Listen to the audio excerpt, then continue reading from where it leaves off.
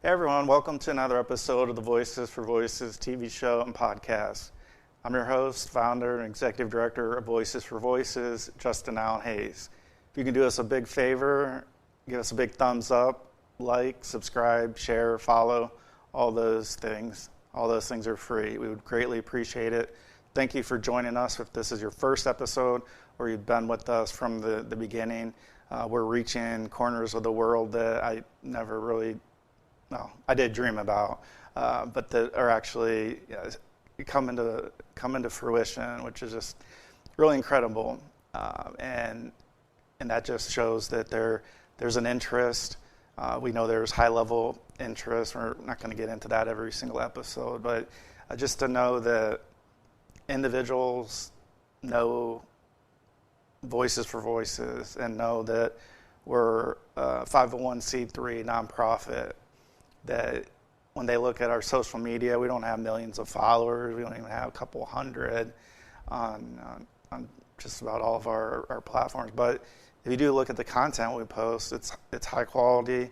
It's episodes. It's information with guests and sharing their journeys. I'm sharing my journey. So each episode that I host solo or with guests. It's a little bit therapeutic for me to be able to just talk through things that are happening and going on in my life from that mental health and trauma perspective, as well as the organization and things that we're doing. Some things, many things actually, are going to be taking place. We're going to be able to share a little bit more in the second half of 2025 than the first half, and you'll be made aware of through public statements that I'll be most likely giving on those topics and in those areas. But it's an exciting time.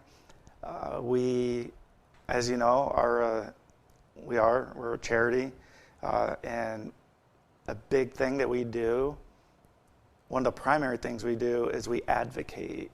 We advocate for ourselves, so individuals associated with Voices for Voices and individuals not associated with Voices for Voices.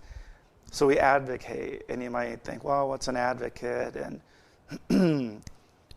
well, I'm not going to give some Oxford textbook definition, and I'll tell you what advocate means to me and us as an organization, and hopefully it'll shed a little bit more light on what you see and what you hear, and how when you do come in contact with Voices for Voices in person or through our shows, that there'll be a little bit more information in your mind about us and about an advocate. So an advocate simply means you're helping somebody. You're trying to help somebody.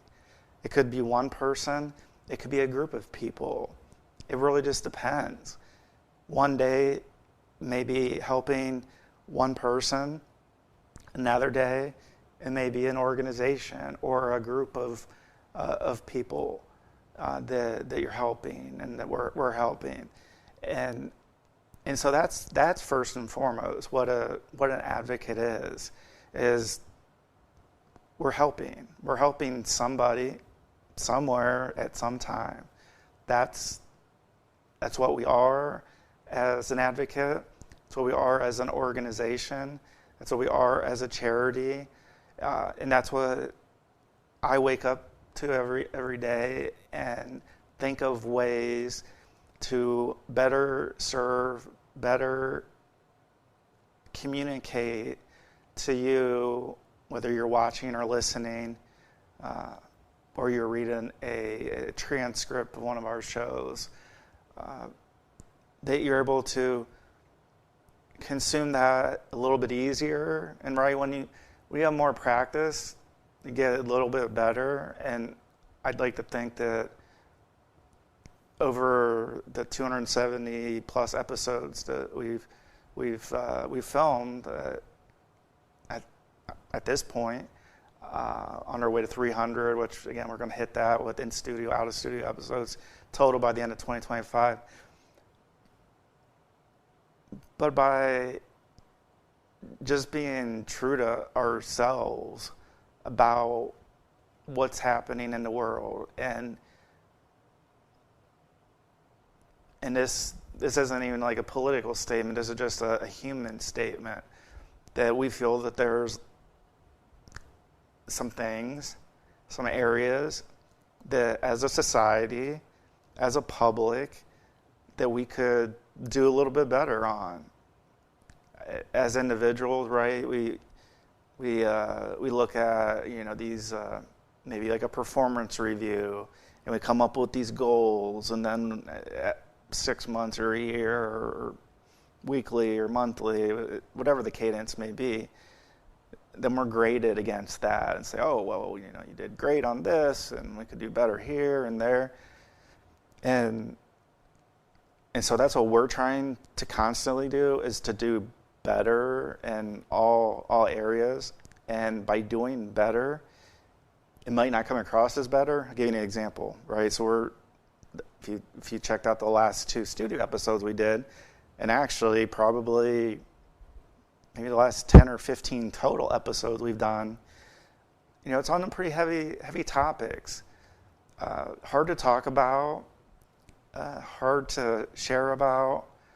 There's, you know, obvious safety concerns and things that come with being the advocates that we are. However, we have to look at our lives and think, what part of it is what I'm good at or what I like to do, and then the other part is what's going to keep me wanting to continue to do what I'm doing for longer than a couple of episodes. Let's give you an example. We were notified after we hit the number 250 of our total episodes in studio, out of studio, from a third party. We didn't know them. And there's research that is out that basically summarizes that it's rare, if we look at like all the podcasts, all the shows that are out there,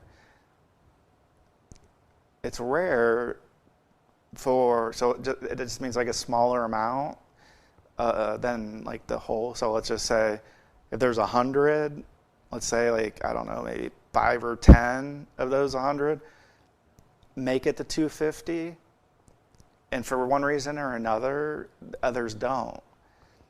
And so that was huge to hear that from like a third party, right? Because we read and we listen and we read and we listen, we read and we listen, and to actually have somebody else share that, it means a lot. And frankly, it helped continue invigorating me to share and to talk and do many more out of studio episodes, so that I can feel like I'm being useful. I know I'm useful, but in my mind, I'm like, you know what? Like, there's probably something today or tomorrow that I could probably have an episode and share and talk about, and it could help somebody.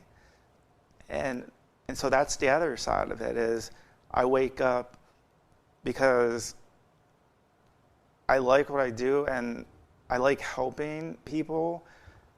And so for me, for all the episodes we do, all the events we have or don't have, all the conventions and all these things, at the end of the day, for me, if you asked me 20 years ago, I'd have a much different answer, which I think we all might, as far as, you know, what we wanted to get out of life and, you know, in our final days. And I've talked about that. Just to be frank, like, you know, 20 years ago, it was all about me. It was all about me. It was all about me. It was all about my title. It was all about the money that I'd accumulated. And as I stand here, or if you're listening, I'm standing as we're doing this particular episode and or in studio episode, and I just think about, okay, well, in my final days here on Earth, I'm not going to be able to take a car with me. I'm not going to be able to take a phone with me. I'm not going to, my cousin has a good example, and I may have shared it, but I think it's very pertinent. Is if you go to Graceland, you see all of Elvis's things, Elvis Presley. But what you don't see Elvis there. So you don't see. So Elvis didn't take his cars, didn't take those possessions, their golden rings or their watches, and whatever those things may be. And so that's a huge part of what Voices for Voices really was born out of, was that wanting to do more, to not be so focused on material things, and so that's where where an advocate kind of comes into play. Of, well, if I'm helping, who am I helping? How am I helping? Why am I helping? And so that's where the name Voices for Voices came from. We had an event, and now it's turned into award shows that we're doing here as episodes, and I don't know how things are going to progress from here, but if this is the last episode that I ever do, I'll know that I gave it 1,000%. I did the best I could. I shared as much as I could. I talked about the hard topics, made some people smile, laugh, cry, be upset, be angry, all the different emotions. And that's just us as human beings. We do. We all have emotions, whether we don't think we do, or we don't, or we don't think like, oh, I can't cry or I can't show an emotion because of whatever reason. And I had to get past that point myself of like not being so concerned about what others think in a general sense, that I have to be more concerned with what I think.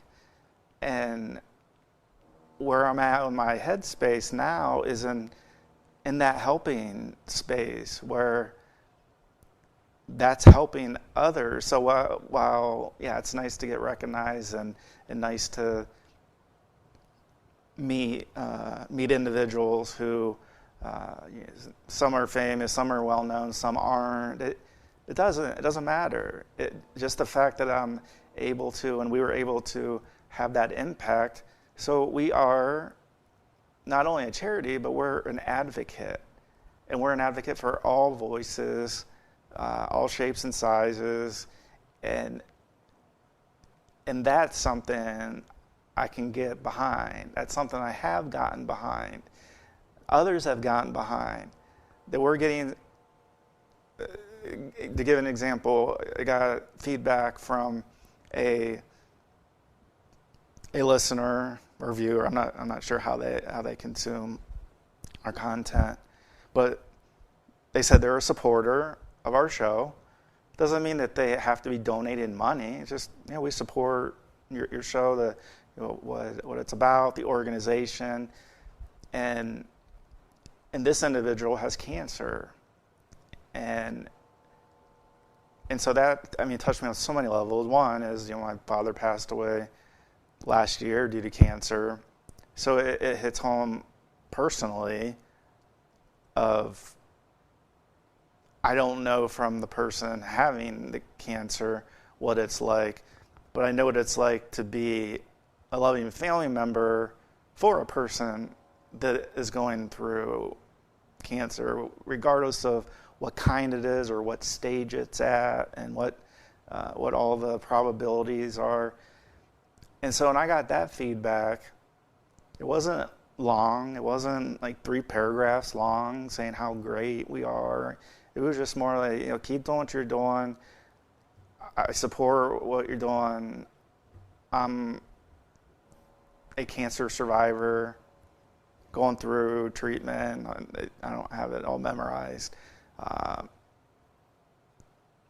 And so when I get that type of feedback, that also helps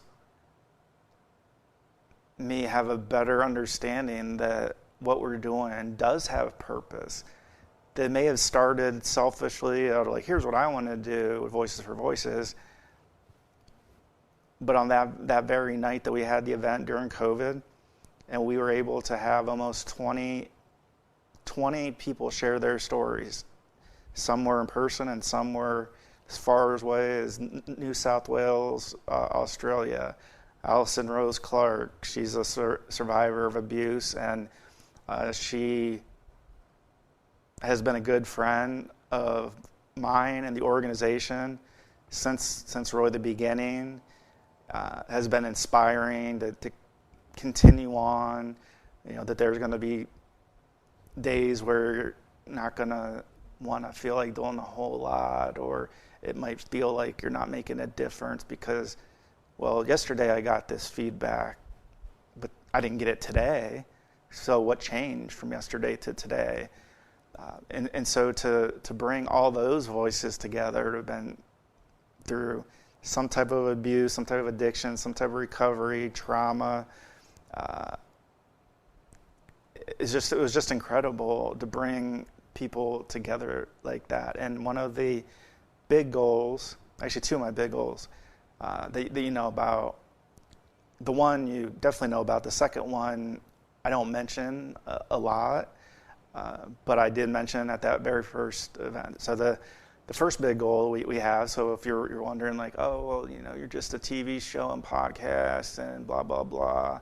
Well, number one, it takes money to do a lot of things. And as an advocate, and I can speak from experience, I'm all in with every ounce of being, but that doesn't mean that there's unlimited money to be able to do some of the things that we want to do. One of which is one of the big ones is to either build or have a facility, either in Northeast Ohio or somewhere centrally located around the United States, where all mental health care is covered. And we have a lot of addiction and recovery centers. We're doing a lot of fantastic work out there. This isn't to take away anything from what they're doing, excuse me. But I look at a benchmark like St. Jude's and what they do for childhood cancer, where people travel from all over the United States, and I think sometimes maybe all over the world. They're never charged for the care that they receive. They're never charged for travel expenses. They're never charged for food. And that's the big goal that I have, is to have a mental health focused one of those types of models, where it doesn't matter who you are, where you're from, what you're going through. If you just had a panic attack today and you need help, you can go in and get help. You can be connected, and all those expenses, everything will be covered. That and one of the big reasons why I wanted to do that is when I was at my lowest and I hit rock bottom mental health wise.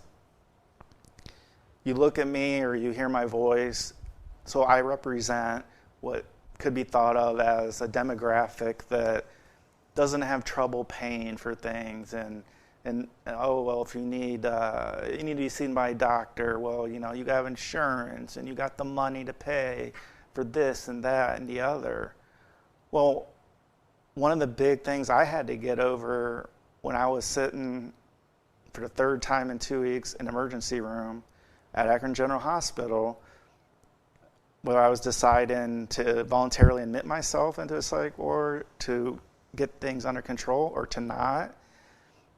I had to let go of like my ego and the pride and everything, and I had to say, I need help.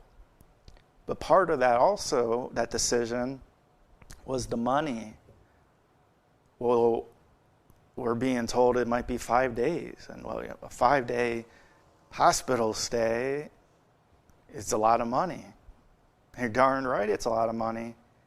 And so while I may look the demographic or sound like the demographic that doesn't have a problem, and like, oh yeah, it's easy for you to say, white, Caucasian, male, easy for you to say, but not for me. Well, when I left that hospital after the 5 days, with insurance, there was still over $20,000 of